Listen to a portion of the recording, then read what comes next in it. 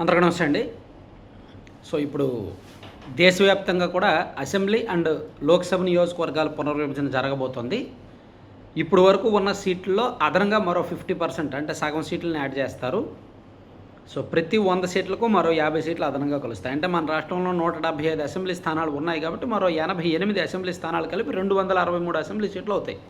అలాగే 25 లోక్సభ స్థానాలు ఉన్నాయి కాబట్టి మరో 13 కలిసి 38 లోక్సభ స్థానాలు అవుతాయి. సో ఇలా కొత్త సీట్లు రాబోతున్నాయి వచ్చే ఎన్నికల నాటికి. అండ్ మహిళా రిజర్వేషన్ ఇప్పటి వరకు మనకి 1992 నుంచి స్థానిక సంస్థల్లో మాత్రమే మహిళా రిజర్వేషన్లు ఉన్నాయి 33%. కొన్ని రాష్ట్రాల్లో 50% మహిళా రిజర్వేషన్లు ఉన్నాయి స్థానిక సంస్థల్లో. సో ఇప్పుడు ఫస్ట్ టైం చట్టసభల్లో కూడా అంటే అసెంబ్లీ అండ్ లోక్సభల్లో కూడా ఖచ్చితంగా మహిళా రిజర్వేషన్ రాబోతోంది. అది కూడా బిల్లు ఆమోదించారు. సో దానికి కూడా ఫైనల్ 2029 ఎన్నికల నుంచి అమలు చేయబోతున్నారు. సో 33% అంటే చట్టసభలో 33% మహిళా రిజర్వేషన్ అంటే మన రాష్ట్రంలో 263 అసెంబ్లీ స్థానాలు రాబోతున్నాయి కాబట్టి మొత్తం కలిపి అందులో సుమారుగా 87 సీట్లు మహిళలకే ఇస్తారనమాట. ఇది చాలా ఇంట్రెస్టింగ్గా ఉంది. సో మహిళలకు ఏ సీట్లు ఇస్తారో చాలా ఈజీ అండి తెలుసుకోవడం. ఓట్లు మహిళల ఓట్లు పురుషుల ఓట్ల కంటే మహిళల ఓట్లు ఎక్కడ ఎక్కువ ఉన్నాయో మేబీ అదే ఇవ్వచ్చు. అయితే ఇప్పుడు ఉన్న నియోజకవర్గాల ప్రకారం అయితే మనం చెప్పేయచ్చు, ఇప్పుడున్న నియోజకవర్గాల ప్రకారం ఏ సీట్లు మహిళలకు దొక్కుతాయో చెప్పేయచ్చు. కానీ పునర్విభజన జరిగిన తర్వాత ఓట్ల లెక్క మారిపోతుంది కదా నియోజకవర్గాల వారీగా, అప్పుడు మహిళా సీట్లు కూడా మారిపోతాయి. ఉదాహరణకి ఇప్పుడున్న అసెంబ్లీ లెక్క అయితే భీమిలి మహిళల ఓట్ల కంటే పురుషుల ఓట్ల కంటే మహిళల ఓట్లు ఒక 3,000 ఎక్కువ ఉన్నాయి. అక్కడ 1,65,570 మహిళల ఓట్లు ఉన్నాయి కాబట్టి అది ఉమెన్కి ఇచ్చేయచ్చు, రిజర్వ్ చేసేయచ్చు. తర్వాత పాణ్యం 1,54,460 ఉన్నాయి మహిళల ఓట్లు.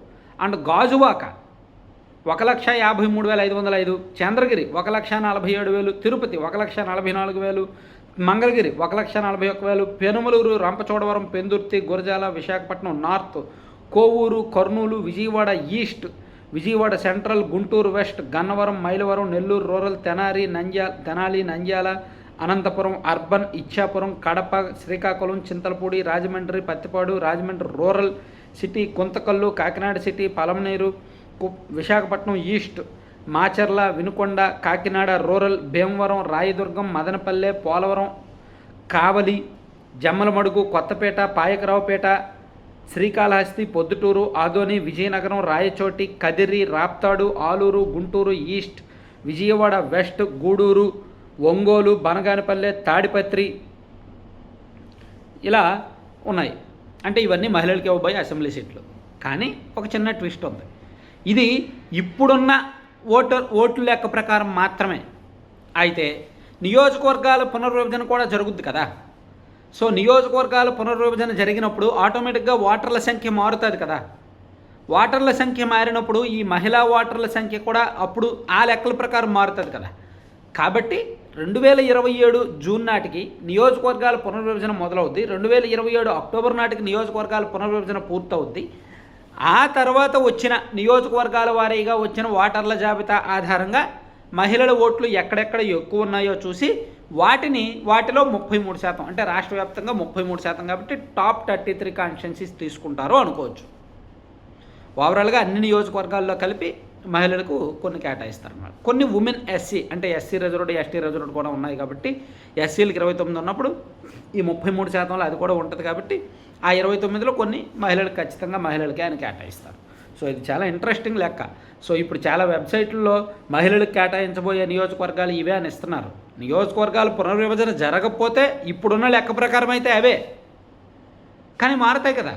కొత్త ఓటర్లు యాడ్ అవుతారు లేదా డిలీట్ అవుతారు, నెంబర్ సంఖ్య మారిపోతుంది కదా. నియోజకవర్గాల పునర్విభజన జరిగినప్పుడు ఖచ్చితంగా ఓటర్ల సంఖ్య మారుద్ది. ఇప్పుడున్న 3.5 లక్షలు ఇప్పుడు భూమిల నియోజకవర్గంలో 3,60,000 ఓటర్లు ఉన్నారు. 3,30,000 ఓటర్లు ఎంతమంది ఉన్నారు. విభజన జరిగిన తర్వాత ఆ నియోజకవర్గంలో 2 లక్షలు 2,10,000 ఓటర్లు అవ్వచ్చు. అప్పుడు మహిళలు తగ్గొచ్చు కదా.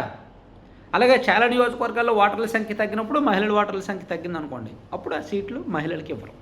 కాబట్టి ఇప్పుడప్పుడే ఏ సీటు మహిళలకు వస్తుంది అని గెస్ చేయడం కేవలం గెస్సింగ్ మాత్రమే, ఫ్యాక్ట్ అయితే కాదు. Thank you.